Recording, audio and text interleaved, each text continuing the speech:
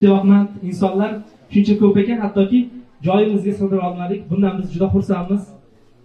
Juda ko'pchilik ustozlarimiz kelishgan bu yerga sizlarga suhbat berish uchun, sizlarni ko'rish uchun. Hozir bir ustozlarimizni davramizga taklif qilamiz va ularni kitob haqida, ilm haqida suhbatlardan bahramand bo'lib, keyin kitob do'konimizga kiramiz. Undan keyin Iroqdagi Turk tillar akademiyasiga tashrif buyuramiz. Birinchi bo'lib davrani ochish uchun navbatni ustozimiz Najot Nurga beramiz. Ustoz, navbat sizga. Qarsaklar.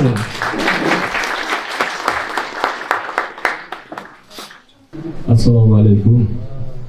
Ahli Toshkent, ahli O'zbekiston, hurmatli kitobxonlar. Barchalaringizni ko'rib turganimizdan baloga xursandmiz. Aslida bunday kitob loyihalari bugungi O'zbekiston uchun qancha ko'p bo'lsa shuncha kam. Istardikki mana shu loyiha nafaqat butun O'zbekiston bo'ylab keng quloch yozsa. Nimaga? Chunki mana xabarlarga xabarlar bo'lsa kerak, balki borgandirlar. Biz o'tgan yili Abdulaziz bilan birgalikda Turkiyaga safar qilganimizda Bursada bo'ldik. Bursada BKM loyihasi bor, borganlar biladi. Bir kitoblar mumkin loyihasi. Endi Yevropadagi eng katta kitob do'koni deymizmi yo'q. Do'kon so'zi u yerga yarashmaydi. Bu mall, ya'ni gipermarket desak bo'ladi. 1 millionta kitob bor edi u yerda. Sotuv uchun. Va holat shunaqa ediki, 200 tala, 300 tala odam navbatda turganiga o'zim guvoh bo'ldim. Ya'ni bitta muallif bilan ko'rishib, undan dastxat olib, bilan bir rasmga tushish uchun. Buni hatto videoga ham olganmiz. Va niyat qilgandiki, qani endi bizda ham shu holatlar bo'lsa, bu endi 2 yil oldin birinchi marta guvoh bo'lganimizni. Endi bunaqa katta joyni toparmiz-ku, lekin nima bilan to'ldiramiz u yerlarni degan savollar qiynagan. Yo'q, mavzuni o'zi yo'q. Yo'q, yo'nalishni o'zi yo'q. Endi shunchalik darajada bilasiz, endi kitob industriyasi, kitob sanoati Turkiyada rivojlangan. Narxi deysizmi, boshqa deysizmi? Bitta narsa aniqki, biz butun dunyoda ko'rayotgan bu rivojlanishimiz, bu tamaddun, Yevropa deysizmi, Xitoy deysizmi, Amerika deysizmi, uni orqasida bir sabab bor. Ya'ni rivojlanishning sababi, sababning sababi bu albatta fandir, ta'limdir, ilmdir va aniqki kitobdir.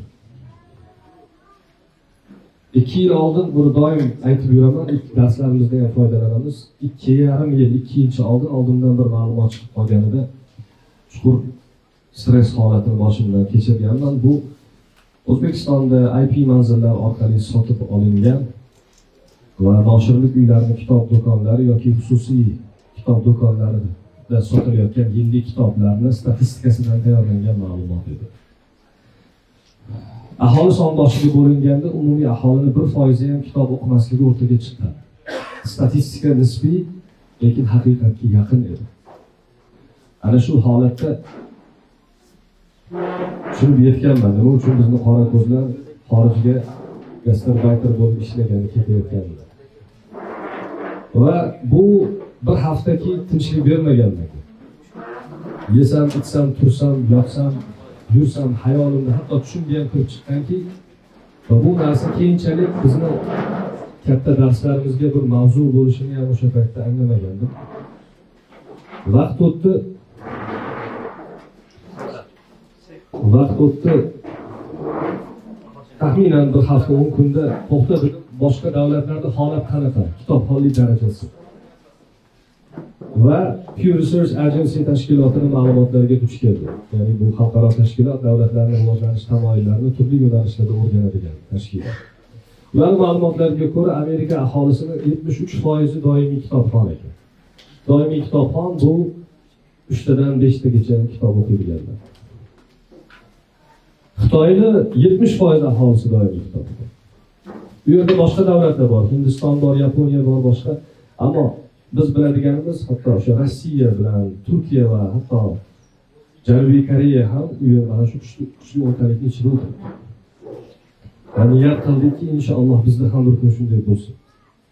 Chunki rivojlanishning ortida loyiqlik yotibdi-da.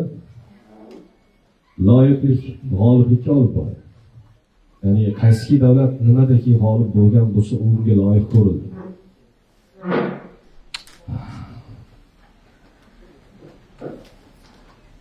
Va bizni bu fikrimizga qarshi o'laroq yaqinda bir narsaga guvoh bo'ldik. Bir odam sizni fikringiz noto'g'ri dedi. Mana dedi yaqinda bir loyiha qilindi, o'sha loyihaning statistikasi yuritilyapti. Unga ko'ra umumiy aholimizning 3,5 millioni qariyb 10%dan ortiq kitob o'qiyapti dedi. Aytdim, meni gaplarim yolg'on bo'lib chiqsin. Bu statistikalar yolg'on bo'lib chiqsin va haqiqatda mana shu narsalar to'g'ri bo'lsin. Chunki buni ortida, bu kitobxonlikning ortida davlatning rivojlanishi yotibdi. Mana shu millatning rivojlanishi yotibdi. Uni dunyoqarashi, uni kelajagi yotibdi.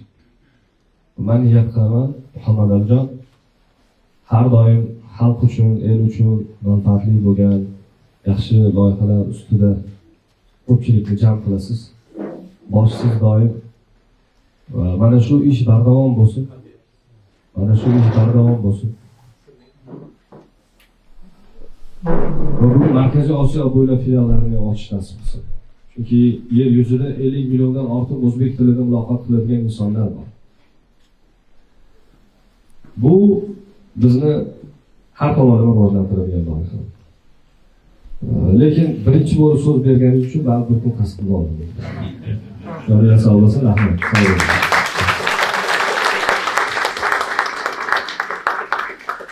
Rahmat ustozlarimizga. Ustoz, siz o'tirmasdan kelaversangiz ham bo'ladi. Chunki muxlislar sizlarga qarab turishsa, kitob o'qish bo'yicha, ko'p kitobxonlik bo'yicha va kitobni tanlab o'qish bo'yicha juda ko'pchilik muxlislar qalbidan joy olgan ustozimiz, hatto kitoblarni turk tilidan tarjima qilib juda ko'pchilik kitobxonlarning mehrini qozongan ustozimiz Abdulaziz Muhammad ustozga navbatni beramiz. Marhamat.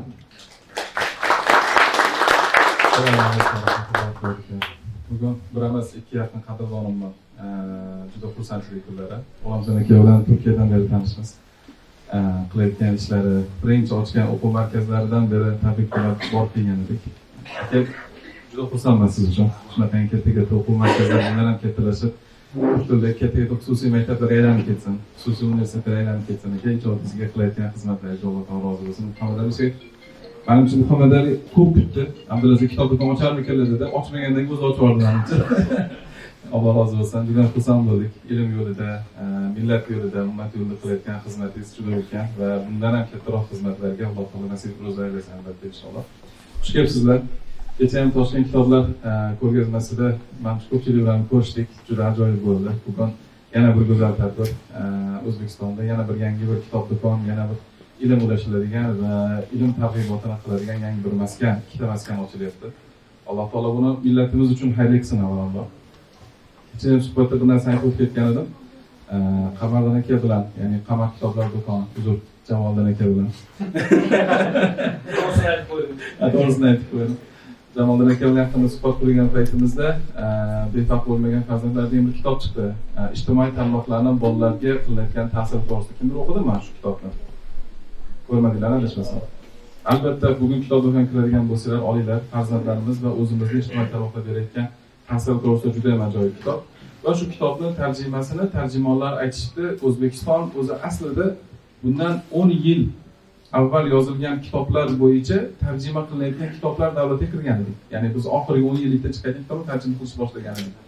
Oxirgi paytda tarjima va ijod shu qadar rivojlanib ketibdiki, biz 1 yil oldin yozilgan kitoblarni tarjima qilishni boshlamiz. Ya'ni bu tezlashganligidan darak beradi. Talab bo'lmasa, albatta mahsulotlar chiqarilmaydi. Shuning uchun O'zbekistonda kitoblar soni, kitoblarni nashr qilish soni avvalgi oxirgi 5 yillikka qaragan, 10 yillikka qaraganda juda ham katta rivojlanishda bo'lyapti. Bu albatta o'quvchilarning sonining ko'payganligidan katta darak. Bundan ham ko'paysin, bundan ham kattaroq kitoblar nashr qilinsin. Biz o'zimiz kitoblarni sotib olib ulgura olmayapmiz, yangi kitob chiqayotgan paytida. Chunki o'qishga ham vaqt bo'lmayapti. Eski kitoblarni o'qib tugatmaganmiz, yangilarni tugatishga ham vaqt bo'lmayapti. Lekin yaxshi tomoni shundaki, tarjimonlarning saviyasi ancha oshgan va O'zbekistonda yangi yozuvchilar paydo bo'lishni boshlayapti. Oldinlari yaxshi yozadigan insonlar bo'lardi, nima yozmaysizlar deb so'raydigan bo'lsa, aytishardi-ki, hech kim o'qimaydi-ku, hech kim olmaydi-ku deyishardi. Yozuvchilik va tarjimonlik pul topib bo'lmaydigan kasblardan biri edi. Hozir alhamdulillah yozuvchilar bo'lsin, tarjimonlar bo'lsin, juda ham katta g'ayrat bilan ishlashyapti va talab juda ham katta bo'lganligi uchun o'zlari ustida jiddiy shug'ullanishyapti. Bu albatta millat uchun xursand bo'ladigan narsa. Nazardan ko'rayotganlaridek, BKM kitob do'koniga deyarli borgan paytimiz har yili boramiz. Agarki Turkiyaga safar qiladigan bo'lsangiz, albatta Bursaga boring va Bursani Istanbul yo'li degan joyda BKM kitobning eng katta filiali joylashgan. Ustoz hozir 1 millionta kitob sotiladi dedilar, 1 million xil kitob sotiladi bu yerda. 1 millionta kitob emas, 1 million xil kitob sotiladi. 1000 dan oshiq kvadrat metrga teng, haqiqiy ma'noda haqiqatan mo'l, juda ham katta. Inshaalloh O'zbekistonda ham yuksalish kitoblari mana shunaqangi katta dunyodagi va O'rta Osiyodagi eng katta kitob do'konlarini ochish nasib qilsin. Maktablar endi universitetlarga ulanib ketsin, inshaalloh. Katta universitetlarga ulanib ketsin. Avvalambor qilayotgan xizmatingizdan biz xursandmiz va xafa bo'ladigan jihatimiz biz oxir ketyapmiz. Yetib olish ham Alloh bizga nasib qilsin inshaalloh. Ishlaringizga va millat uchun qilayotgan xizmatingizga Alloh barakot bersin. Katta rahmat. Assalomu alaykum. Katta rahmat. Endigi navbatni juda ko'pchiligimiz ijtimoiy tarmoqlardan ustozimizni taniymiz. Ilmga, ilmlilarga qimmat qilib, doim investorlik keladigan biznesmen ustozimiz Alisher aka Avazovga navbatni beramiz.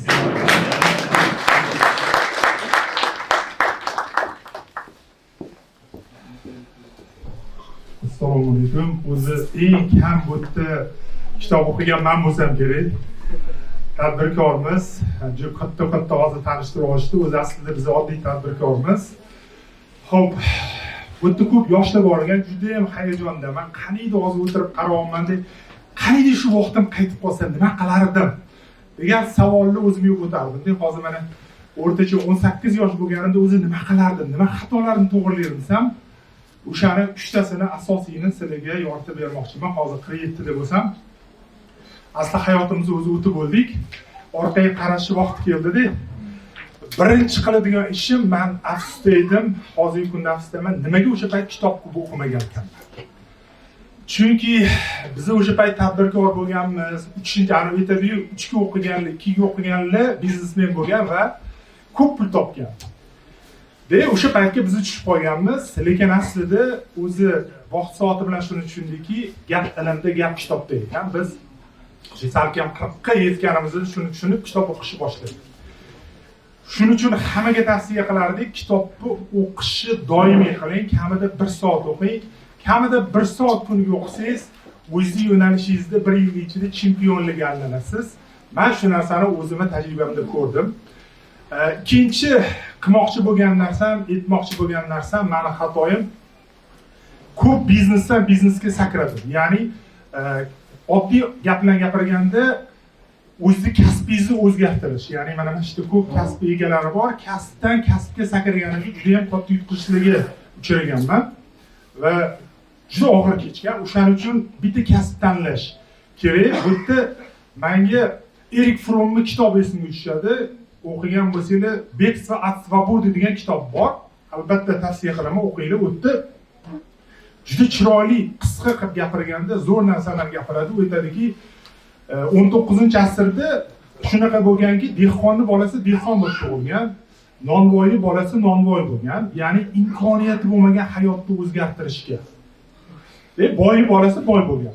Endi 20-asrga kelib, dehqonning bolasi millioner bo'lib ketishi mumkin. Oddiy nonvoyi bolasi olim bo'lib ketishi mumkin. Ya'ni imkoniyat ko'payib ketdi. Juda ko'p imkoniyatlar. Hamma ko'ryapsizlar. Buni nimasi yomon desa, o'sha kitobni yoritib beryapti. Juda ko'p sizda imkoniyat, tanlov imkoniyati bo'lsa, bu odamni katta stressga solar ekan. Chunki gap uni tanlashda emas, gap shubhalanishda. Bu yo'ldan ketaymi, bu yo'ldan ketaymi? Men tadbirkor bo'lib kafe ochaymi yoki o'qishimni davom ettiraymi? Shu vosita mana shu shubhalanishda og'ir mushkul narsalarni o'zi kam ekanda. O'shaning uchun shu shubhalanish asosida u tushuntiradiki, odamlar qulchilikka aylanadi. Nima degani? Kimdir boshqaruvchi qilib oladi, kimdir bo'ysunishi majburiyatini oladi, ya'ni qulchiligiga bo'ladi. O'sha o'rislarning gapi bor, bitta gapdan kelib chiqadi, работодатель bor, rab bor, работник bor, работа, ya'ni hammasi bitta so'zdan o'z aslida olingan. O'shaning uchun qul bo'lib qolmasligi uchun meni ikkinchi tavsiyam, doim qanchalik erta siz yo'nalish tanlasangiz, shunchalik to'g'ri bo'ladi.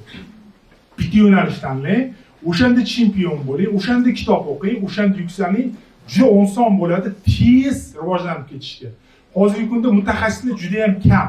Biz o'zimiz bugungi kunda bizani Qorako'zda borib u yoqda $500 ishlasa, biz o'zimiz ekspertlarni kerak bo'lsa $5000 ishga olishga majbur bo'lamiz, chunki tor yo'nalishda mutaxassislar kam. Shuning uchun ikkinchi sizlarga tavsiyam shu bo'lardi. Uchinchi tavsiyam, men sizni yoshingizda 18 yosh bo'lganimda o'zimga kumir tanlagan bo'lardim. Misol uchun mana Muhammad Ali Shankurov kumir deb olsak, menga haqiqatan kumir, men bularni ustoz deb bilaman o'zimga. Men 18 yosh bo'lganimda mashin oyog'ini tagiga yotib olib qo'ymasdim. Bir oymi, bir yilmi orqalaridan yurgan bo'lardim. Sumkalarni ko'tarardim, qayerga borsa orqalaridan yurardim. Etgan ishini qilardim, umuman savol bermasdim. Chunki o'zi aslida bizani savol berishimiz saviyasi juda ham past bo'lgani uchun men shu ishni qilgan bo'lardim. Ya'ni ustoz tanlang. Uchinchi men sizga maslahatim, ustoz tanlang. Kim bo'lishidan qat'iy nazar tanlang, yotib oling, 1 yil bo'lsa 1 yil xizmatini qiling, o'shanda siz mag'zini ko'rasiz. Mana shu 3 ta narsani men qilgan bo'lardim agar 18 yoshga bo'lganimda. Qaraga do'bel katta rahmat.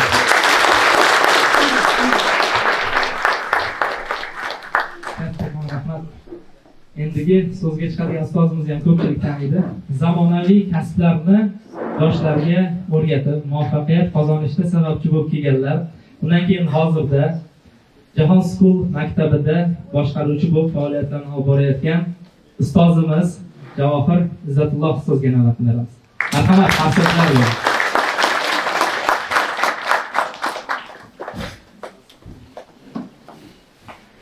Assalomu alaykum, hurmatli kitobxonlar, hurmatli ilm shaydolari. Juda ham xursandman, shunaqa ko'p odam yig'ilib, bir-birimiz bilan ko'rishib, suhbatlashib, bir ilm va barakasidan bahramand bo'laylik deb keldik masjidga. Kechagina Toshkent kitob markazida kitob festivali dedik. Bu yerda ham maza qilib kitob haqida gaplashgan edik. Bugun juda ham ajoyib xursandchilik kun ekan. Shunga tabriklab, muborak bo'lsin deyish uchun keldik. Ikkita xursandchilik va har biriga alohida to'xtalib o'tib ketaman. Birinchisi, Muhammad Ali aka va nihoyat kitob do'konini ochdilar. Hammani kitob do'konlariga borib, mehmon bo'lib, ta'rif qilib kelardilar. Endi men hozir o'ylab turibman, borarmikinlar bundan keyin ham boshqalar do'koniga faqat yuksalish nuqsan chiqmasdan o'tirilarligini degan xayol o'tyapti. Va men juda ham istardim bu kitob do'koni emas, balki ilm markazi bo'lishini. Nimaga? Chunki juda ham ko'p do'konlar juda ham ko'p, biz bilamiz hozirgi kunda. Lekin haqiqiy ilm markazlari kam. U yerga mualliflarni olib kelib, noshirlarni olib kelib, u yerda uchrashuvlar o'tkazib, masalan, adabiyot kechalari, badiiy kechalari juda ham xohlaymiz. Juda ham xohlaymiz, kam juda ham. Masalan, men har doim oldingi ishlagan joylarimda yoshlarga tavsiya qilsam, adabiyot kechalariga boringlar, mualliflar bilan uchrashinglar deb tavsiya qilaveraman-u. Lekin unaqa tadbirlarning o'zi kam. Ya'ni mana shunaqangi tadbirlar bo'ladigan ilm shaydolari, mualliflar, yozuvchilar, shoirlar, kitobxonlar yig'iladigan, faqat kitob sotib olish uchun emas, balki kitob muhokamasi uchun, kitob haqida dardlashish uchun, ilm haqida bir-biri bilan fikr almashish uchun yig'iladigan joy bo'lishini istayman. Muborak bo'lsin. Muhammad Ali aka, maktab sohasida birga edik. Maktab sohasini alohida aytib o'tishim kerak. Biz o'zi o'ylab turdim, Jahon School deymi, demaymi deb, chunki reklama bo'lmasin deb. Lekin o'zlari aytib qo'yishdi, endi men aytaman. Jahon School ochilishida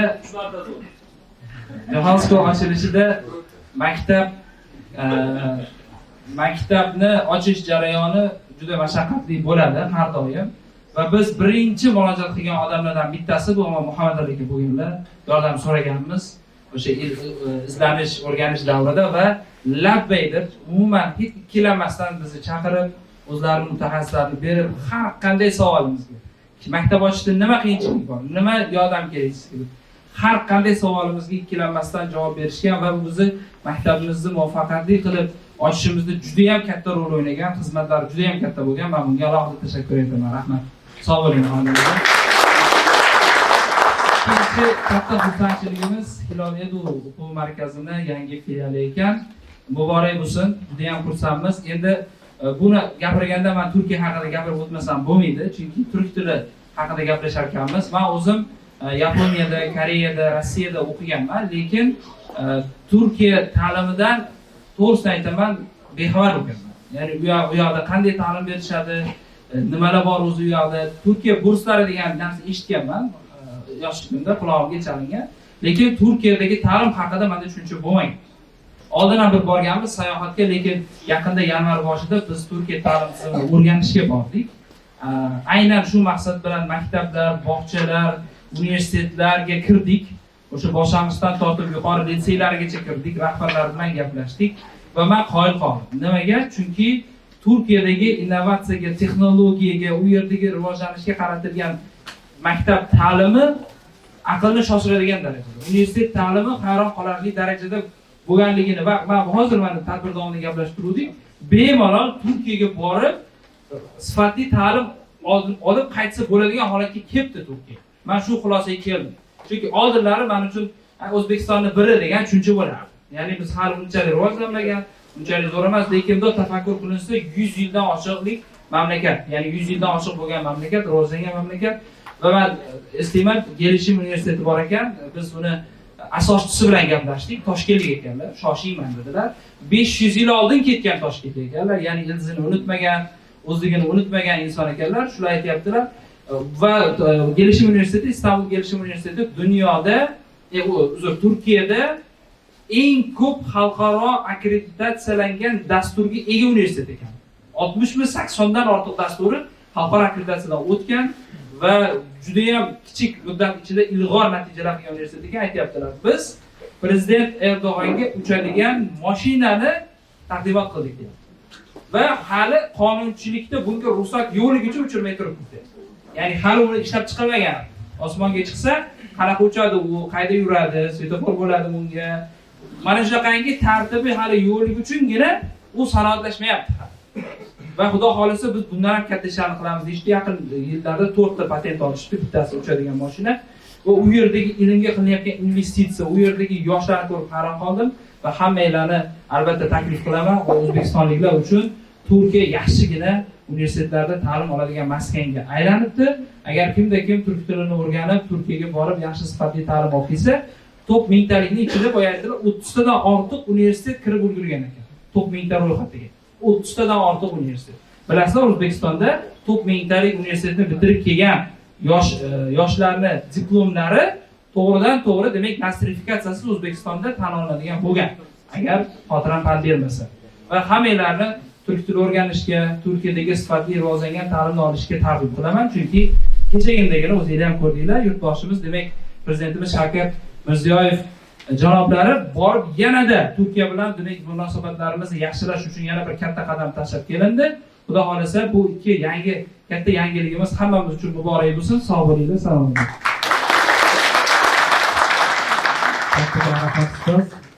Bugun juda ko'pchilik ustozlarimiz sizlarga suhbat berish uchun, o'zlarini bilimlarini, ilmlarini ulash uchun tashrif buyurishgan. Shu qatorda biz bu yerga Baxmaldan tashrif buyurgan ustozimiz bor ekanlar. Gulboy ustozimiz, albatta. Marhamat ustoz, sizga navbat beramiz.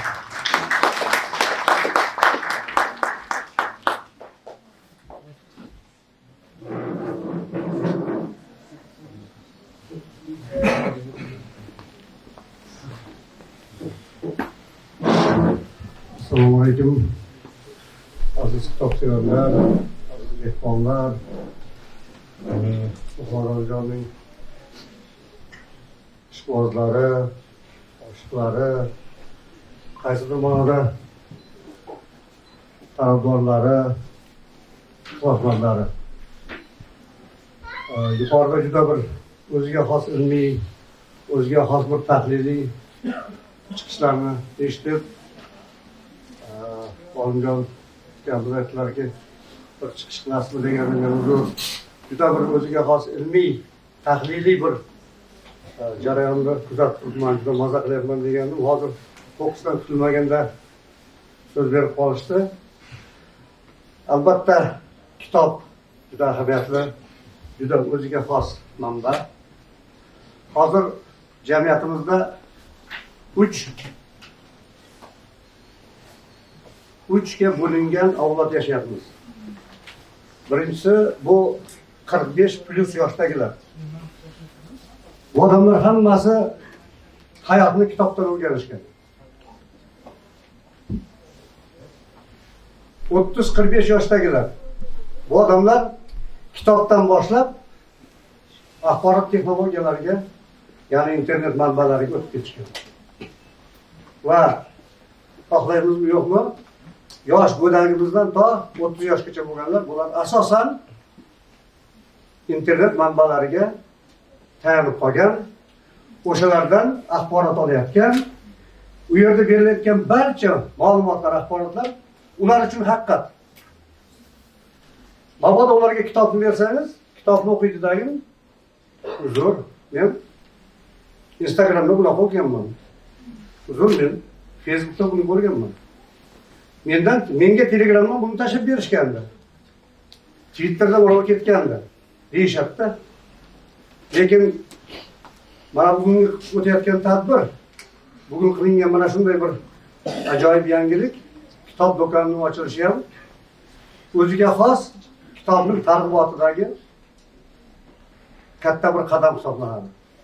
Zero 15-yanvar kuni, 2006-yil 15-yanvar kuni muhtaram prezidentimizning 9-sonli farmonlari chiqib, bu yil kitobxonlikni yanada rivojlantirishga keng ko'lamda e'tibor berish to'g'risida juda katta tadbirlar belgilandi.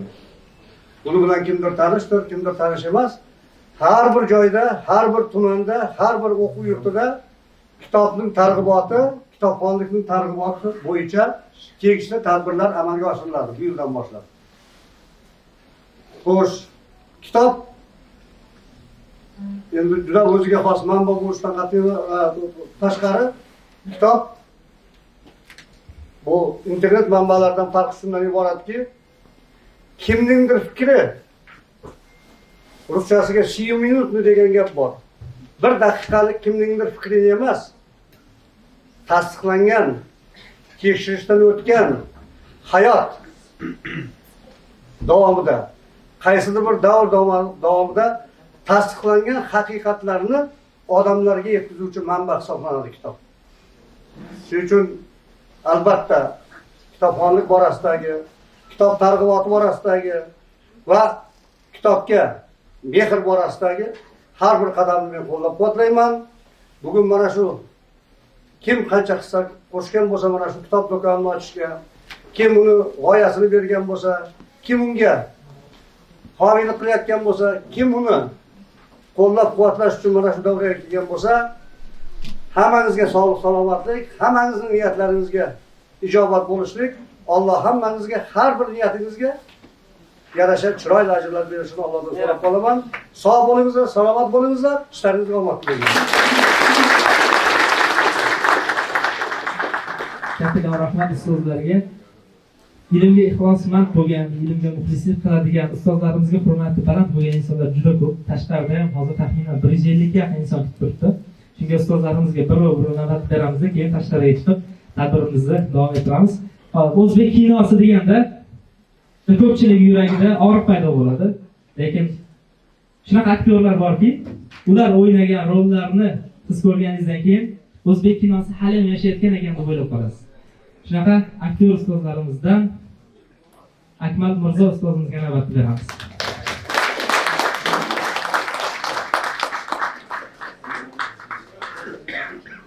Rahmat. Ssenariyingizni buzaman.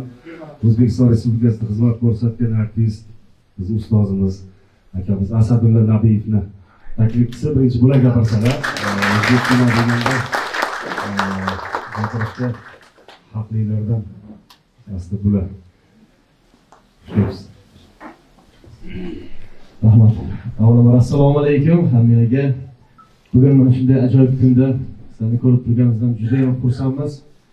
Juda ko'p davralarda, juda ko'p bayramlarda, tantanalarda diydorlashamiz insonlar bilan. Bugungi diydorlashib turgan insonlarimiz, bugungi ko'zdan to'qlashib turgan bu ko'zlar boshqacha, nurli, bilimga to'la, miya, aqlga, ilmga to'la ko'zlar.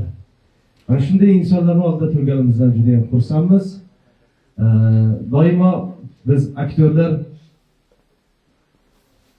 sahnada turib, spektakl orqali o'zimizni aytmoqchi bo'lgan so'zimizni, ya'niki mana shu yerda ustozlar qanchalik ma'rifatga xalqni chorlab turishgan bo'lsa, ma'rifatparvarlikka chorlab turishgan bo'lsa, biz aktyorlar teatr sahnada turib ma'rifatga tomoshabinlarni chorlovchi xalqmiz. Otlar tuyog'ida ezilmas maysa quvonarmish otlar ko'paysa. Quvonar maysadek muloyim ilm, elni el qilguvchi zotlar ko'paysa deyishadi. Men Muhammad Ali ustozimizni xuddi shunday elni el qilguvchi, ya'niki ma'rifatga chorlovchi hozirgi zamonning jadidlariga o'xshataman. Haqiqatan ham har bir qilgan ishlar bilan, har bir qilgan xayrli ishlar bilan xalqni ongini, tafakkurini o'zining tanqolikka, ma'rifatini oshirmoqlikka harakat qiladilar. Mana shu boshlagan ishlaringizga Yaratganning o'zi kuch-quvvat bersin, barakat bersin, xayrli, juda bir ajrli bo'lsin deb niyat qilamiz. Katta rahmat sizga. Assalomu alaykum yana bir bor aziz ustozlar, ota-onalar, aziz kitobxonlar, qadamingizga hasanot. Biz ustozimizni ichkarida boya aytdik, shunaqa deb keling oxirigacha shunday aytaylik, ustozimizni navbatdagi bizneslariga omad tilash uchun kelgan azizlar, barchangizni qadamingizga hasanot. Men qayta biznes deb atamayapman. Bu istak, bu xohish, bu orzu. O'zbekistonda bizneslar ichida eng zo'r biznes kitob biznesiga aylanishini istaymiz, xohlaymiz. Do'stimiz boya o'zbek kinosini og'irligi haqida, o'zbek kinosini bugungi ahvoli haqida gapirdilar. Kitobxonlikni og'irligi o'zbek kinosini og'irligidan ancha katta lekin. Bugun bu davrada yig'ilgan insonlar emas. Men hozir mana shu tasvirlarga olinayotgan bizni shu videomizni ma'lum bir odamlar ko'rishni istaymiz. Chunki bu yerda o'tirgan odamlarni deyarli hammalari kitobxon odamlarda. Biz kitobxon odamlarga kitob masalasi dardimizni dasturxon qilganimiz qadar foydasi yo'q. O'sha kitob o'qimaydiganlarga e'tiborsi yaxshi bo'ladi. Hozir bizni davramizda o'tirganlar orasida blogerlar bor, vaynerlar bor. Men Muhammad Ali ustozni oxirgi bir oy ichida bir oyda 27 kun birga yurdik. Safarda, boshqa davlatlarda safarda. Va safardan qaytgach O'zbekiston Respublikasi hududida 7-8 ta viloyatda safarda yurdik. Odamni sinash uchun safarga chiqish eng zo'r yo'l deydi-ku. Shunchaki tasanno, shunchaki ofarin, shunchaki qoyil. Shu safarimiz mobaynida hozir bog'laydigan bo'lsak, mavzuga bog'laydigan bo'lsak, safarimizning eng so'nggi kunida bir yigitni uchratib qoldi. U yigit ham hozir davramizda o'tiribdilar, baraka topsin. Bir og'iz taklifga labbay deb keldilar. Xo'sh, kitobni targ'iboti uchun bugun kuzatuvchilari kitobxon bo'lganlar bilan emas, kuzatuvchilari kitob umuman o'qimaydiganlar bilan hamkorlikni ustoz yo'lga qo'yganlar. Xususan G'ayrat Mahmudov, G'ayratni ko'rish bering. Qarsangilar mana shu yigitga. Shu Namangan viloyatida 4 soat shu yigit bilan bir yurgan bo'lsak, ustoz 1 daqiqa ham qo'yib yubormadilar. Katta ustozga G'ayrat aka chaqiringlar. Bundan bir muddao bor edi. Shu G'ayrat qo'ygandirlar.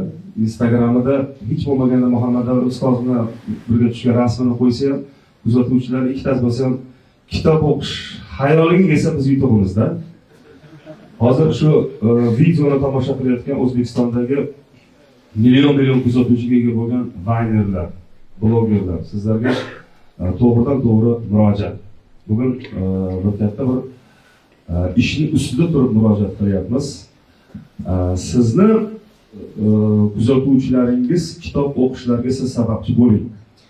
Yaratgan bekorga bermagan. Masalan 5 million kuzatuvchisi bor vaynerlar bor. 5 million kuzatuvchisi bor vaynerlar bor. Ertaga 5 million kuzatuvchini vaqti bo'yicha siz javob berasiz. Ana shu javob berishingiz oson bo'lishi uchun hech bo'lmaganda bir oyda bir Muhammad Ali ustozni ko'rishib tursangiz, kuzatuvchilaringiz xudo xolasa kitob o'qishni boshlaydilar. Sizlarga bitta sir. Endi o'zlari ham aytadilar. Bu kitob do'konidan maqsad yana bitta narsaki, Muhammad Ali ustoz juda ham ko'plab uchrashuvlar shu yerda qilar ekanlar. Xullas, Muhammad Ali Eshonqulovning endi ofislari bor. Mana shu yerda o'tirar ekanlar, xudo xolasa. Ustozni ko'rish bahonasida kelib, xudo xolasa bir kitob xarid qilaylik. Bu yerda o'tirganlarga kitob o'qiylik desak ozgina xato bo'ladi, chunki kitob o'qiydi, kitob xarid qilaylik. Va yonida mana o'zimizni do'stimiz, akamiz Qo'limjon aka turk tili bir bog'liqlik joyi borda, birinchi navbatda o'zbek tilida kitoblarni o'qib turaylik. Keyin chiqib turk tilidan o'rgansak, turk tilida kitob o'qish mazza. Abdulaziz ustoz guvoh bo'ldilar. Instagramda yaqinda bitta stories joylagan edik. Istanbul universitetini kutubxonasi, Istanbul universitetining kutubxonasi, bitta universitetning o'zi emas, kutubxonasi O'zbekistondagi 70% universitetlarning binosidan katta. Aniq, fakt bu. Va kech soat 22:00 dan keyin ana shu kutubxonani birorta chirog'i o'chirilmas edi. Va u yerda kitobxonlar kelib kitob o'qishmoqda. Yana yangilik, shunga harakat, bu yuksalish kitob do'konlari inshaalloh sizlarga 24/7 xizmat qiladi. Shunga harakat. Hammaga omad.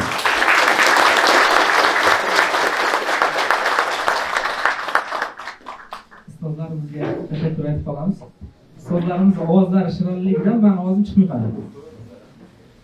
Kattakon rahmat. Bundan 2 yil oldin YouTube'da birinchi bo'lib turk tilidan dars ko'rish boshlaganman. Taxminan 16 ta dars ko'rgandan keyin ustozga bo'lgan muhabbatim ortgan. O'zi ham ustozlarimni juda qattiq yaxshi ko'raman, hurmat qilaman. Videoni ko'ryapmiz, dars o'rganyapmiz. Videolar shunchalik yozilganki, YouTube'dagi darslar siz ustoz o'zlarini oldiga borib qanaqa dars olsangiz, YouTube'dagi turk tili darslardan xuddi shunaqa dars olsangiz bo'ladi. 1 milliondan ziyod odam o'sha darslarni ko'rgan. Taxminan 10 mingga yaqin odamlar videoni o'zidan sertifikat olgan. Biz sertifikat uchun emas, turk tilida kitob o'qish uchun o'rganishga harakat qilganmiz va shunda videolarni ko'rib turib, mana shu ustozni oldilariga bormasam bo'lmaydi deb turganman. Shunda bir kun darsda Muhammad Ali ustozimiz 6 oyga qo'ygan maqsadingizdan birinchisi nima deganlar? Turk tilini o'rganish deganman. Qanaqa o'rganyapsiz deganlarda, YouTube'da video ko'ryapman deganman. Kimning videosini? Bitta ustoz borlar, achchilik o'sha ustoz deganman. To'g'ri oldim. Shogird o'zini ustozini ismini bilmaydimi deganlar. Qo'limjon ustoz bo'ladilar. Metrodan shunday o'tsangiz, akademiyada edik, yuksalishda shunday o'tsangiz, Qo'limjon ustoz o'zlariga borib o'rgansangiz yaxshi deganlar. Shundan o'tib o'rganish boshlaganmiz va turk tilini juda mehr bilan bizga o'rgatganlar. Ustozimizni juda ko'pchilik taniydi bugun turk tili sohasida. Turk tili desa birinchi bo'lib xayoliga keladigan inson ustozimiz G'ulomjon Sobirovga navbatni beramiz. Marhamat, qarsaklar.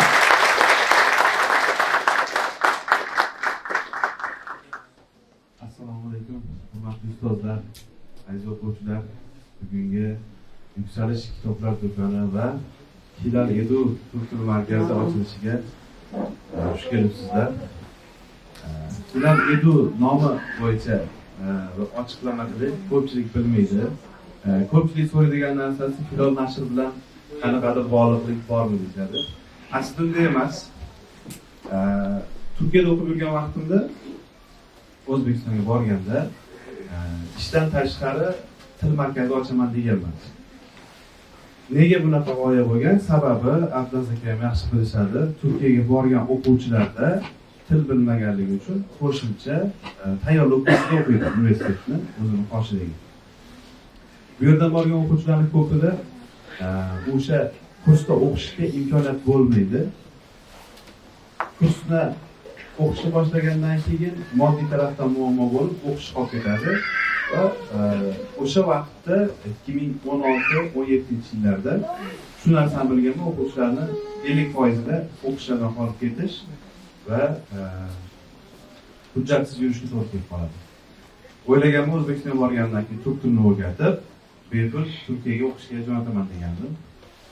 Turkiyada o'qishni tugatib kelib, shu niyatimga yetdim. O'zbekistonga qaytgandan keyin biz markazimizni bitta afzalligi bor edi boshqa joylardan.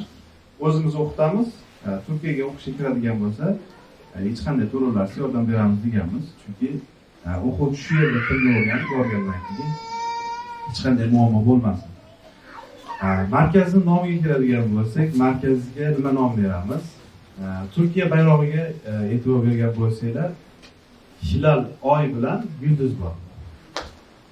Markazimiz aynan turk tiliga ixtisoslashganligi uchun hilal nomi berilgan va oyning yonida shartchasi bo'lgani hilal eduni, hilal ta'lim, ya'ni hilal markaz, til markazi bo'lgan. O'zbekistonga qaytdim, Allohga shukr, qaytgandan keyin markaz ochdim. 13-15 kvadrat joyda ta'lim berishni boshladim.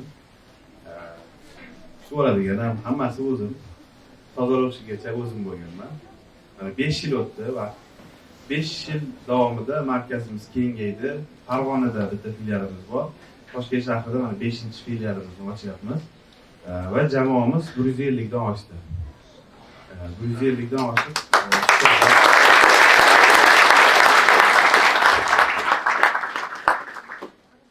niyatim ham bo'lgan, hamma narsaga bir maqsad bo'ladi insonda.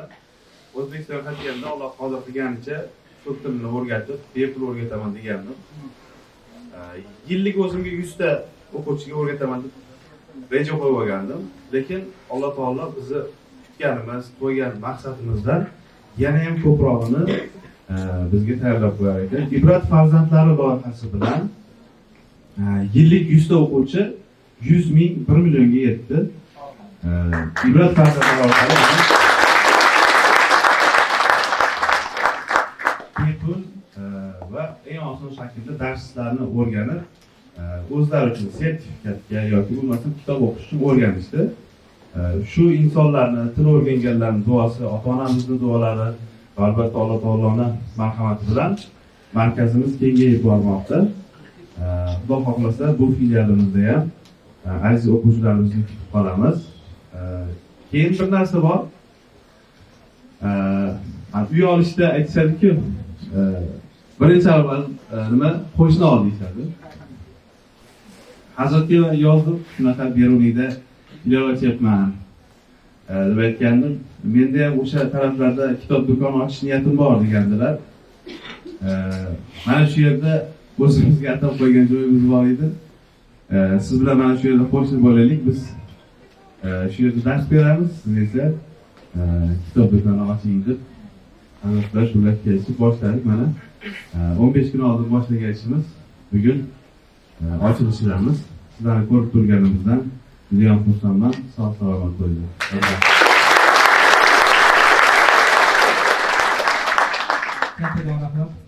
2021-yildan boshlab qo'limga mikrofon olib, ustozimiz Najot Nurni onlayn kurslarida, Abdukarim Mirzayev ustozimiz onlayn kurslarida ta'lim olib, minglab insonlar oldida boshlovchilik qilib nutq qilganman. Lekin har safar minglab odamlar oldida yolg'iz chiqsam hayajonlanmayman, lekin doim bir kishining oldida hayajonlanaman. Qachonki u insonni o'zlari bilan qolsam hayajonlanaman. Sahnada bo'lsalar ham hayajonlanaman. Doim ovozimda hayajon seziladi. Bu meni hayotimdagi yo'lboshchi bo'lgan, hurmat qiladigan va butun O'zbekiston hurmat qilib, ma'ruzalarni tinglab, qalblaridan muxlislar joylagan ustozimiz Muhammad Ali Ishonqulov ustozimizga rahmat.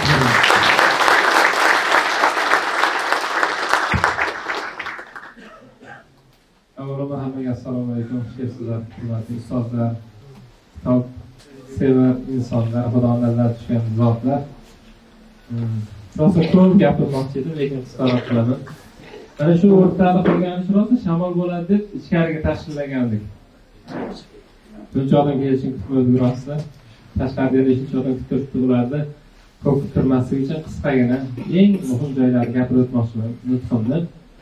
Avvalo kattaga rahmat shunday e'tibor uchun. Biz bugun ertalab kecha biz kimdir kelarmikan bitta bo'lsa kitob sotilarmikan deb o'ylab o'tirdik. Endi hozir kitob qolmay qolsa endi nima qilamiz deb o'tirdik. Bu ham yaxshi ham. Kesakin gapi bor edi. Senda turli ikkita muammo bo'lishi mumkin. Birinchisi u yo'q bo'ladi, ikkinchisi ko'p bo'ladi. Doim ikkinchisi bo'lsin sizlar. Hop, bugun mana bir restoranda bo'lsak ham bir restoran ochilishida emas. Bugun bir nima deydi? Boshqa bir yengilroq mavzudagi ochilish marosimida emas, balki saviyali intelligensiya deymiz, zakovatli ziyoli insonlar yig'ilishi mumkin bo'lgan joydamiz va minglab odamlarni bu masala ustida yig'ilgani bizni quvontiradi. Qadamlaringizga hasanat, avlodlaringizdan olim ulamolar, ulug' zotlar chiqishda to'xtamasin, o'zingizdan boshlansin yoki teparoqda boshlangan bo'lsa munosib davom ettirishlik nasib etsin. Hayol shunchaki hayol emas ekan, orzu shunchaki orzu emas ekan, har bir narsa o'zini aksini qoldirar ekan, asorati bo'lar ekan. Shuning uchun fikrlaringizga ehtiyot bo'ling. Ular sizni taqdiringizga aylanishi mumkin degan gapda jon bor ekan. Biz o'tgan yili men har yil dekabrda yangi kelayotgan yil uchun 10 ta maqsad yozaman. Shuni biriga jiddiyroq kirishaydi, kitob do'kon ochaylik deb niyat qilgandik. Men G'ulomjon akani bir martaga alohida rahmat etmoqchiman, chunki 15-yanvarlar shu biz kitob do'konimiz ichidan bir video qilishgandi. Men shu yerdan biz o'quv maktabi ochyapmiz.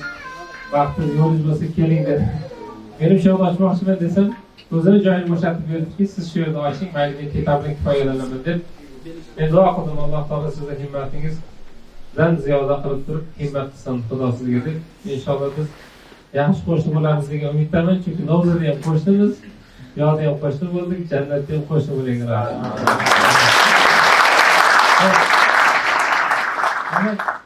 Akmal aka boy biznes dedim. O'zi aslida biznesmen biznesni boshlashdan oldin hisob-kitob ko'radi. Finansiy tomonini.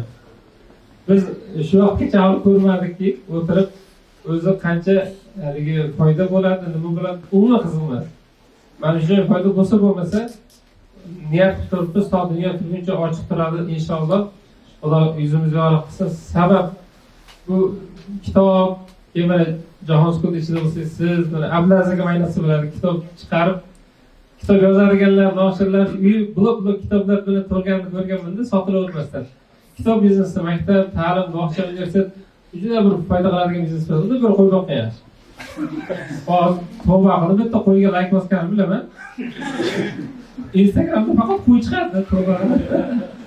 Qarasam o'sha foydaliroq biznes ekan. Lekin umrimizda qo'y bilan ketmaydi. Bizni tarixda Ibn Sino qilgan qo'y bo'lmagan. Buxoriy qilgan qo'y bo'lmagan, kitob bo'lgan, ilm bo'lgan. O'sha paytda qanday bu buyuklarga yetishibdi yaqin kunlargacha desa, o'sha kitobni yozadigan ahli ilmlarni, talaba yetishtiradigan ahli ilmlarni, umuman ilmda yurganlarni qo'llab-quvvatlab turadigan boylar bo'lgan. Bu soha hech qachon pulga muhtoj bo'lmagan. Shuning uchun kitob qayerda bo'lishi qat'iy nazar biz hamma kitob do'konlarida hech qaysidan bir raqobat sifatida ko'rmaymiz, do'st sifatida bir yordamchi bo'lib ko'ramiz. Malham kitoblari, xabar, boshqa kitoblar. Men Shams kitoblar do'koni yopilganda juda qattiq yig'lagandim. Juda qattiq xafa bo'lganman. Bir kitob do'koni endi o'zida bo'lmagan. Bir kitob do'koni yopilishi bu millatga kelgan musibat bu. Tushunyapsizmi? Men orqada kompyuter bilan ishlayverardik. Boshqa joyda biror bir narsa ishlayverardik. Uni xaridor bor ekan, lekin kitobni xaridor nahot yo'q bo'lsa deb turib, juda ham qattiq xafa bo'lgandim. Alloh nasib qilsa o'sha kitob do'konlari qayta ochilishini yuzimizda Xudoning oldida yorug' bo'lishini. Shuning uchun biz o'zi aslida Asad Muxtorov gapini men alohida yozib qo'yganman. Sizga inshaalloh bugun sizlarga bookmark deydi ko'notam. O'shanaqa sizdan oldin nasib bo'lmaganda. Uchgan qo'yib ketavergan ekanmiz. Hozir allambalo narsalar chiqqan bunday chiqin. o'sha o'zim Qashqadaryoda gapirardim. O'zbekiston roza ko'p aylanamanda meni ishim umumiy bo'lib ketib qolgan. Bir qancha Xorazmchi, bir qancha Andijonga gapirib turaman. Xullas o'sha narsani yutib qo'yarkan. O'shanga endi bir ilmli narsalar yozganlar, ziyolilar o'qiydigan. Shuna bir gap yozganmiz. Kitob boylik, javonda turganimiz, balki o'qilgani degan Asqar Muxtor. Shuning uchun biz kitob ochishdan maqsadimiz ochishdan avval umuman hech narsa yo'q. Bolalarni yarim kun o'tirib faqat strategiya haqida o'ylaganmiz. Oliy maqsadimiz nima? Kitob sotish emas, umuman kitob sotish emas. Kitobni o'qitish. Hozir ulgurganimizcha narsalar bor, bugun taqdim qilamiz. Ulgurmaganimizni ozgina kuchdan chiqarib e'lon qilamiz. Xudo xolasa, shunchaki kitob sotish emas, kitobni o'qilishini qanday biz rioya qilsak bo'ladi buni haqqiga deganimizda bir necha g'oyalar keldi. Xudo xolasa bir dastur ustida ishlayapmiz. Bugunga umuman ulgurilmadi. Yaqin bir oyda ulgursak katta gap. Chunki Play Market App Store'ga kirgizishni katta mehnat talab qiladi. Nasib qilsa yuksalish kitoblar do'koniga kelajakda kelsangiz, o'zingiz o'sha dasturni yuklab a'zo bo'ladigan va sizga o'sha qaysi kitob sotib olsangiz, shu kitobni har kuni yo 20 bet yo 30 bet kitob o'qishingizni eslatib turadigan bildirishnomalar borib turadigan, har bir o'quvchini o'qiyotgan betlarni, sahifalarini yuritadigan. Endi oxirida tashqaridadir, katta zallardadir, yoshlar ijod saroyidadir. Bizni o'zimizni faqat kitobxonlarimizni yig'ib, elitalar eng oldida o'tiradi. O'rtacharoqda endi o'qimoqchi bo'layotgan tepada necha 100 ming bet kitob o'qidi, yoki necha million bet kitob o'qidi. Masalan, maktablarimizni har kuni hisobotini qilamiz. Men uchun oddiy narsa, bir xillar esda mazasi qochib qoladi haligi. Shuncha bir kvartalmiki yo bir oymiki yo bir yillikmi. Bolalarimiz 10 million bet kitob o'qibdi desam, bir xillar shoshib qoladi, o'tirgan joyini yiqib qoladi. Bizning maktablarimizda kitob o'qish juda oddiy holat. 4000 ta bola o'qiyotgan bo'lsa, o'rtacha 50 bet o'qishadi. Kimdir 400 betgacha, kimdir 20-30 bet maydalar. 4000 ni 50 ga ko'paytsa, taxminan qancha bo'ladi endi? 200 ming bo'ladi. Taxminan kuniga 200 ming bet kitob biz bolalarimiz o'zi o'qib qo'yadi xolos. Ya'ni u bir haftada 1 million 400 bo'ladi, bir oyda falon million bo'ladi, bir yilda mamlakatimiz kitobxonlik saviyasini ko'tarishdan foizlarda o'zicha hisob-kitob qissamiz bor ekan. Akademiyamiz 30 mingga yaqin bola o'qib chiqdi. Hammasi kitobxonada hozir. O'shalarni biz ommaviy tarzda yoyishlik uchun kitob do'kon ochdik. Chunki hamma joyda ham maktab ochish juda katta xarajat, o'quv markazi ochish, uni yuritish xarajat. Lekin kitob do'kon ochish nisbatan arzonroq ekan, uni ijarasi ham kamroq misol uchun. Maktablarimizda misol uchun shu yerda ijarasi 10 barobar, ba'zan 15 barobar kamroq. Endi bu kim menga bir g'am yuklamaydi. Foyda ko'rsak ko'rmasak mana shu yerda chiroyli ochib turishik. Biz 3 ta narsa aytmoqchiman sizga. Jami narsalardan. Birinchisi Kapot degan programma ko'rdilar, e'tirof kelganlar. Ya'ni bolalarimiz nechta kiz bo'lishdi? 100 oshib 130 tacha kitobni, hamma deyar o'qiy kitoblar, uning ichida ilm olisalar, savdogar ustozi yoki tarixon badiydir, boshqa o'ylab o'g'il va hamma kitoblar bor degan. O'sha kitoblar bo'yicha kelib 20 ta test tuzilgan, juda chiroyli gamifikatsiya.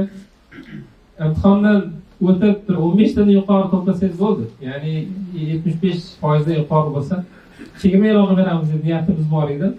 Bugun endi buncha odam e'tiborlasa kerakmi, lekin abisha kunlari, odatiy kunlari kelib turib, ham o'z biringizni sinab ketishingiz, ham shu o'qiganingizni izhorini o'zizga bildirib qo'yishingiz, ham nasib qilsa chegirma olishingiz mumkin. Bu birinchi yangiligimiz. Va buni boshqa hamma kitob do'konlariga biz tekinga foydalanishga berishga tayyormiz. Boshqa kitob do'konlarida ham qilsangiz, mana shunday o'zingizni bilingizni sinaydigan narsa bo'lsa yaxshi. Ikkinchisi, buksharing degan narsa qilganmiz. Kiras o'ng tarafda javon turibdi. Hammaning kitob olishga qurbi yetmaydi ba'zan. Men o'zim talaba bo'lganman, bir talaba mana talabani qanday qisqa tushuntirsam bo'ladi. Ertaklar hammasi talabalar uchun yozilgan. Ya'ni bir xil mashinalar qarang. Pul haqida-da bir bor ekan, bir yo'q ekan. Eng qizig'i yo'q kunlari ko'proq ekanda. Aytadi, yanvarda oyligi tugatib bo'ldi, yanvar tugamayapti. Ana shunaqa. Ya'ni mabodo pulingiz bo'lmagan taqdirda bemor bizni kitob do'koniga kelsangiz, hozir bugun kechgacha ikkita kattaroq javon olib kelib qo'yamiz. Boridan foydalandik. Bookshelf degan joy turibdi. U yerda bir eski haligi kitoblar emas, stol tagiga qo'yadigan. O'zi kitobni hech qaysi stol tagiga qo'yib qo'ymaydi. Qaysi tilda bo'lishi qat'iy. Yaxshigina yangi kitoblar turibdi. Najat aka, sizdan boshlaymiz. Xudo xohlasa, o'zim ikkinchi marta chopyapman. Tarix Muhammadiyni siz ovozlashtirgansiz. Men qayta eshitaman. Juda yurgan yo'limga qo'yib qo'yaman. Bitta Tarix Muhammadiy sizga aylanib ketdi. O'ta harakatet. Qarang.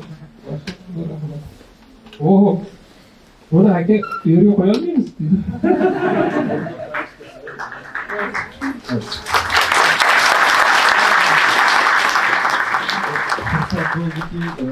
Xalqqa dalolat qilish uchun bu kitobda ikkita insonda bor hozir. Xuddi shu shaklda birlari davlat rahbari, ikkinchisi siz bo'lyapsiz.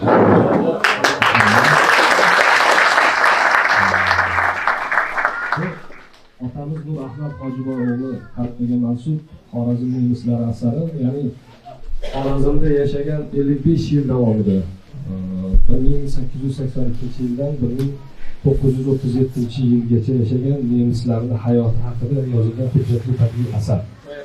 Ingliz tilida, rus tilida, lotin alifbosida va o'zbek alifbosida chiqdi. Inshaalloh sizni shaxsiy kutubxonangiz uchun bu, ammo kitob do'koni uchun ham Xudo xohlasa yana beramiz degan niyatimiz bor.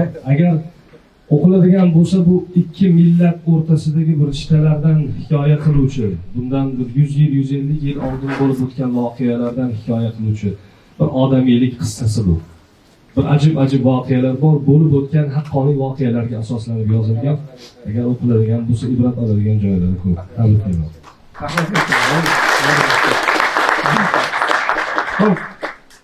Kattaga rahmat.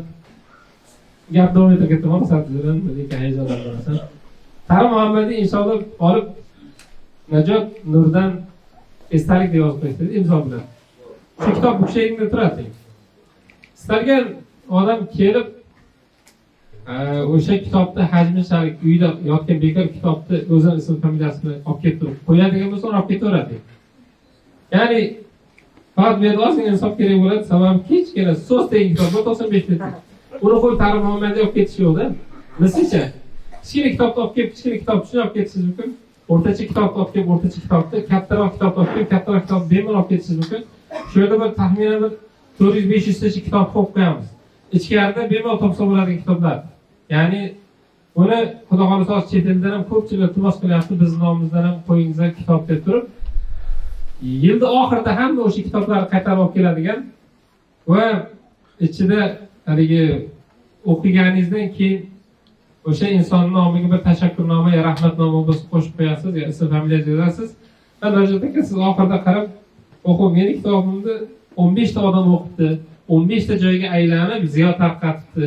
Men uxlayotganimda ham bu kitob meni nomimga savob yozib turgan ekan, sadaqa joriy bo'lgan ekan deb turib, inshaalloh yilda oxirida bir haqqimizga duo qilamiz. Mana shu an'anani joriy qildik.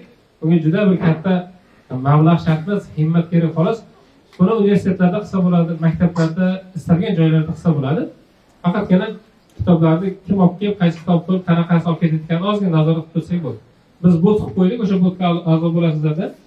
O'sha kitoblarni kimlar o'qiyotganini ham nazorat qilsangiz bo'ladi. Ikkinchisi, uchinchisi sizga eng qiziq yoqadigani. Har yakshanba yo shanba kuni buni hozir ustozlarimiz ozgina kelishib, boshqalarning vaqtini rioyasini qilib aytamiz. Menimcha katta ehtimol yakshanba kuni soat 10 dan soat taxminan 1 largacha 3 soat bir ish qilamiz. Meni rosa orzum bor edi. O'qituvchilik, mana ustozlik sharaf jihatdan eng baland kasbda. Boshqalar xato bo'lmasin, hammaning ustoz bo'lgancha aytaman. Men ustoz bo'lsam, bo'lmasam shu gapni aytaman. Boshqa birorta kasb bilan shug'ullanish shu o'qituvchilik degan maqomda pastga tushish bo'ladi. Endi faqatgina tushishlikka men rosa xo'p degan bo'lardi, bu nima desa kitob do'konida sotuvchilik qilish. O'ylab yurardim, shu bir kitob do'kon ochsak, bir xil paytda sal noqulay bo'lib qoladi. Uyga odamlar qidirib boradi, uzoq joylardan kelgan Qirg'iziston, Tojikistonlardan yo Xorazm, Qoraqalpog'lardan ishxonaga keladi. Biz chet elda boshqalardan chetda o'qiamiz safarda. O'shanga seni bir odam qidirib borsa, topadigan joyda tur deb turib, oxirgi kitob do'kon ochdik. Xudo xolasa bir hafta men, ya'ni e'lonni berib boramiz Yuksalish Books kanalida. aniq shu yerda siz 3 soat o'zim sizga kitob do'konida sotuvchilik qilib bitta tanishtiraman kitoblarni. Mana kitobni o'qing, mana qanday foyda ko'rasiz, bu kitobni o'qing, albatta o'qing, kitoblarni tavsiya qilaman. Va rokirovka o'ylab turamizki, bu kelasi hafta Akmal Mirzo akam topishingiz mumkin. Bundan keyingi hafta Najot Nur akamiz topishadi, Shokir akam olib ketaryapti. Ya'ni bu faqat haq to'lanmaydi, rozi bo'lasizlar, oldin aytib qo'yay. Ya'ni men bir narsani rosa niyat qildim. Deganimizni sezgandik buni deydi. Lekin osh bor. Osh bor.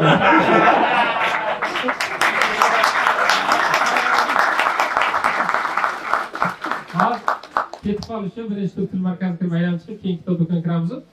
Niyatim bir haftada bir marta kelib, mana shu yerda sotuvchilik qilish, o'sha boya Akmal aka aytgan 5 million 10 million podpisчик bor odamlar ham kelib turib iltimos qiladigan darajada statusga ko'taraylik demoqchiman. O'sha biz ko'rishimiz qiyin bo'lgan, borsa topishimiz qiyin bo'lgan, topsak ham soatiga falon dollar to'laysan deydiganlar bor-da. Ana shularni olib kelib turib, yo'q, shu yerda sotuvchilik qilsa yo'q demas, ilm uchun xizmat qil desa o'zini olib qochmasa kerak. Xudo xolasa navbatga yozishingiz mumkin. Men xudo xolasa aylanib ketmasa bo'ldi. Yo'q. İnşallah ham bu targ'ib bo'ladi, ham o'zingizni sahifangizda kitob o'qishlikka targ'ib qilyapsiz. Rostida bir yaqinimiz ochsa shu greenhouse bo'lsa o'shani reklama qilib qo'yaveramiz deng. Xolis, samimiy. Ya shashik bo'lsa shashikni reklama qilib qo'yaveramiz deng. Nahot kitobga erinamiz. Ertaga men o'zimni bir g'amim bor doim. Ertaga Xudoning oldiga borsam, Alloh aytsaki, "Bandam seni mashhur qilib qo'ydim, xalqqa o'timli qildim. Men senga fahm farosat berdim. Shuncha odam seni kuzatdiki, endi nima qilding shuni desa, men rosa xijolat bo'laman. Javob bera olamanmi-ki, yo'qmikin deb turib. Shuning uchun azizlarim, mana shu qiladigan ishimiz, yuradigan yurishimiz, hayotimiz bu dunyoda yaxshilikni yoyishlikka, elimizni yoyishga xizmat qilish kerak deb o'ylayman. Gapim bosib cho'zib ketdi. Men O'lmasbekka so'z bermasdan o'zim chiroyli tugatib qo'ymoqchiman va sahnaga Olamjon akani chaqirmoqchiman. Ustozi keling. Biz ikkovimiz rosa g'oyibda necha yil oldin tanishganmiz. Chet eldaman, dunyoning bir chekkasida menga telefon qilishdi. Ibrat akademiyasi ochilyapti. Onlayn tillarni va bir nechta foydali bilimlarni bepul o'rgatadigan markaz. Iltimos, mana shuni targ'ibotiga yordam bersiz, bitta video qo'yib bersiz istoriyaga. To'g'ri dedim, men olib kirib ko'ray dedim. Agar til bo'lsa, men ancha nima tursin o'rganmoqchiman. Men oldin ro'yxatda o'tay, ustozim taniydi dedim. Keyin kirib ro'yxatda o'tib, biroz qiynaldim o'sha payt. Chet elda Singapurda ishlamaydi, kiramayla qoldim. Keyin kirsam turtirib, G'ulomjon aka Sobirning oldida turibdi. Voy aylanib ketdi, videosini ko'rib boshladim bir boshdan. Xo'p, o'shanda mehr murosa tushib qolgan. Bizni u olamda bog'lanishimiz o'shanda bo'lgan.